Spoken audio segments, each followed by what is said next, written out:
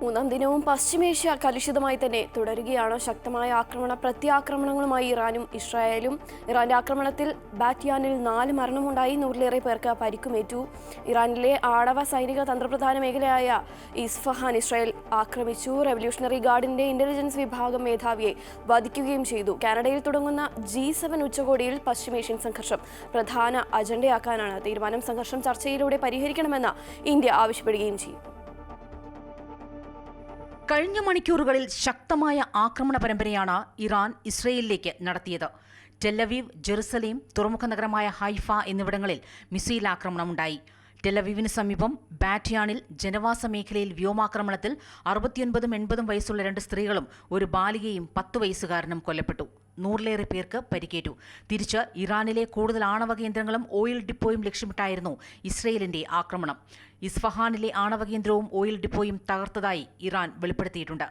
ആക്രമണത്തിൽ Iran revolutionary ഗാർഡിന്റെ intelligence വിഭാഗം മേധാവിയടക്കം കൊല്ലപ്പെട്ടു. ഇറാന്റെ പരമോന്നത നേതാവ് അയത്തുള്ള അലി ഖൊമേനിയെ വധിക്കരുത് എന്ന കർശന നിർദ്ദേശം ഇസ്രയേലിന് ഡൊണാൾഡ് ട്രംപ് നൽകിയിട്ടുണ്ട്. വെള്ളിയാഴ്ചയ്ക്ക് ശേഷം ഇതുവരെ 224 ഇറാനികളും 5 ഇസ്രയേലികളും കൊല്ലപ്പെട്ടതായി ഇരുകൂട്ടരും വെളിപ്പെടുത്തി. അതിനിടെ ഖത്തറിന്റെയും ഒമാന്റെയും മധ്യസ്ഥ ചർച്ചകളോട് മുഖം തിരിച്ചു തന്നെയാണ് ഇറാന്റെയും ഇസ്രയേലിന്റെയും നിലപാട്. ശക്തമായ പ്രത്യാക്രമണങ്ങൾക്കിടയിൽ ചർച്ചകൾക്ക് സാധ്യതയില്ല എന്ന് ഇറാൻ നിലപാടെടുക്കുന്നു. തങ്ങൾക്കേറ്റ അടിക്ക് കൃത്യമായി തിരിച്ചടി നൽകിയതിനു ശേഷം മാത്രം ചർച്ചയെക്കുറിച്ച് ആലോചിക്കാമെന്ന് ഇറാൻ ഭരണകൂടം പറയുകയാണ്. എന്നാൽ ഇറാന്റെ ആണവായുധ നിർമ്മാണ പ്രവർത്തനങ്ങളെയും യുറേനിയം സമ്പുഷ്ടീകരണ നടപടികളെയും ഇല്ലാതാക്കുന്നതിനാണ് മുൻഗണനയെന്നും ചർച്ചകൾ പിന്നീട് നടത്താമെന്നുമാണ് ബെഞ്ചമിൻ നെതന്യാഹുവിന്റെയും നിലപാട്.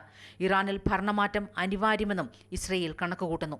കാനഡയിൽ ചേരുന്ന G7 ഉച്ചകോടിയിൽ പശ്ചിമേഷ്യൻ സംഘർഷം ഏത് രീതിയിൽ ചർച്ച ചെയ്യപ്പെടുമെന്നാണ് ഏവരും ഉറ്റുനോക്കുന്നത്.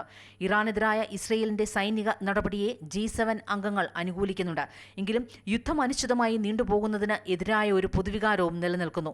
ചില പ്രശ്നങ്ങൾക്ക് പരിഹാരം ചർച്ചകളിലൂടെയല്ല, പോരാടിയാണ് നേടേണ്ടതെന്നും G7 ഉച്ചകോടിക്ക് തിരിക്കുന്നതിന് മുൻപ് US പ്രസിഡന്റ് ഡൊണാൾഡ് ട്രംപ് പ്രതികരിച്ചു.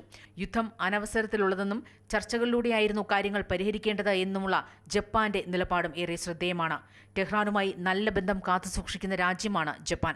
പശ്ചിമേഷ്യൻ സംഘർഷത്തിന് പുറമെ റഷ്യ-യുക്രൈൻ യുദ്ധവും ട്രംപ് ഭരണകൂടത്തിന്റെ താരിഫ് വർധനവും G7 ഉച്ചകോടി ചർച്ച ചെയ്യും. പശ്ചിമേഷ്യൻ സംഘർഷം തുടരുന്ന സാഹചര്യത്തിൽ ആഗോള വിപണിയിൽ എണ്ണവിലയിൽ വർധനവുണ്ടാകുന്നുണ്ട്.